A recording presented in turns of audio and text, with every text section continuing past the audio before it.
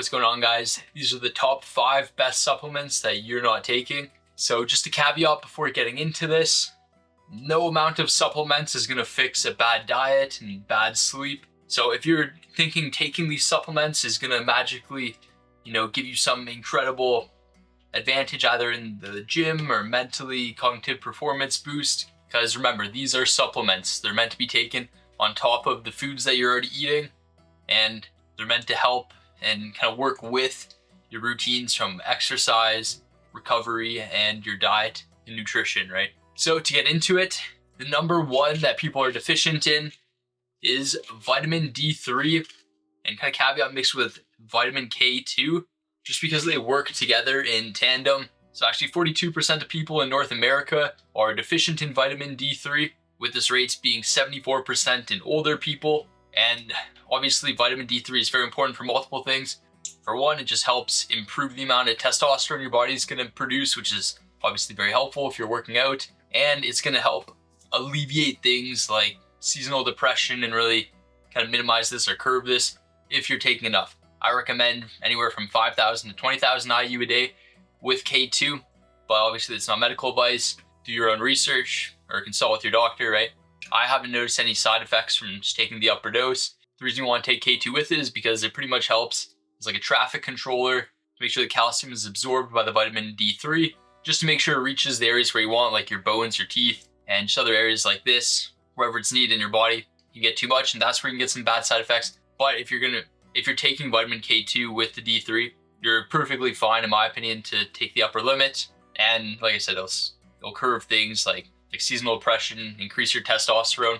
So this is the one that the most people are deficient in, and it's the mineral your body produces pretty much right from the sun, from sunlight. This is where D3 naturally comes from, I guess, in the wild. So very important to be taking. Number 2, we have magnesium. So I have the glycinate right now, but I usually get the biglycinate, is the better one. And with this, 70 to 80% of North Americans do not consume enough magnesium. So very important for things like regulating your sleep, like making sure you're getting enough sleep, you're getting good quality sleep, which is the number one thing for recovery. So if you're having trouble with your sleep and it's not very good, I suggest taking 200 to 400 milligrams of magnesium before bed, and that has helped me to get better sleep. Pretty much just helps regulate the neurotransmitter GABA in your brain, which just calms your nervous system down and helps you fall asleep. And it's like one of the most important ones in producing this, which is why it's so important for you to be taking. Most people aren't taking enough of this. Most people are also sleep deprived and don't even know it. And this is going to affect massively everything from your cognitive performance and work to how your workouts are and how much muscle you're gaining. Because if you're not sleeping and recovering well, you're not going to be, maximizing what you can really achieve. Next, we have just a regular multivitamin. So I recommend this one, Nutrello. I like it. It's been working for me. I just get all these off Amazon. I don't have any affiliate links or anything, but just go on Amazon, whatever the best seller is.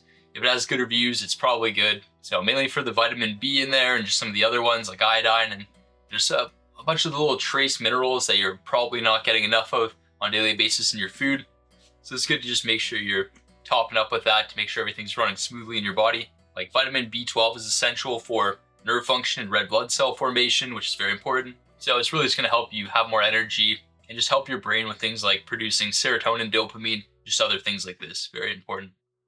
Next, we have a zinc and copper balance. So this one's very important too for testosterone, just making sure your body is producing it naturally as efficiently as it can. So there are different estimates for this globally, from 17 to 25% are deficient in this to up to 73%, some studies say, in America as well. So it's just going to help with things like boosting your immune system so you're not going to get sick as often, helping with your testosterone production, and helping with things like protein synthesis to help you build more muscle, along with just, making your hair, your skin better, stuff like that too, right? Next, we have fish oils, with roughly 76 to 85% of the population globally not meeting the daily levels of what you need for this. So fish oil is very good for your brain health with all the fatty omega-3s in there. And for North America, it's about 90 to 95% of people do not get enough of this a day. This is very good for reducing inflammation, which is going to help you recover a lot more, helping with any joint pain, stiffness, and most importantly, your heart and brain health. It's directly correlated to improving both of these, as well as supporting mood regulation and a bunch of other benefits as well. So if you made it to the end, I have one bonus one for you guys. Boron is another really good one. This just helps your body use more of the free tests that you have, which is going to increase your testosterone levels and just make sure you're able to really be maximizing what you can do. And like I said at the start of this video, they are supplements, right? They're going to give you like a 1 to 10% advantage or increase in benefits, right? But in reality, you should mainly be getting as much of this from food as possible, because for one, it's going to be more bioavailable, which means your body's actually going to utilize it more, and it's going to do the effects that I was telling you about earlier for each of the supplements. So always, when possible, try to get it from food. But if you can't, or it's just, which is like most people, I get it, that's why I take it too. Good to supplement and just top up. I don't take them every single day. I mean, I try to, I should be better. There are different containers you're able to get on Amazon that you can just kind of pack it out for a week and then you're good to go, which I recommend. But sometimes I'm just a bit lazy and don't. But I try to get as much of it from food as possible, like I was saying. But supplements are not going to fix a bad diet or a bad sleep schedule, and they're not going to magically make you gain muscle if you have a bad training program. So make sure you have the fundamentals down, but if things are good, these will definitely give you a bit of an edge, an advantage, and just make sure you're in that peak natural range for these different things. Yeah, thanks for watching. Hopefully this was informative to some of you guys. I appreciate you guys for watching. Thank you guys so much. I really mean it. I love you guys. And remember, take consistent action on your main thing and don't stop. Peace.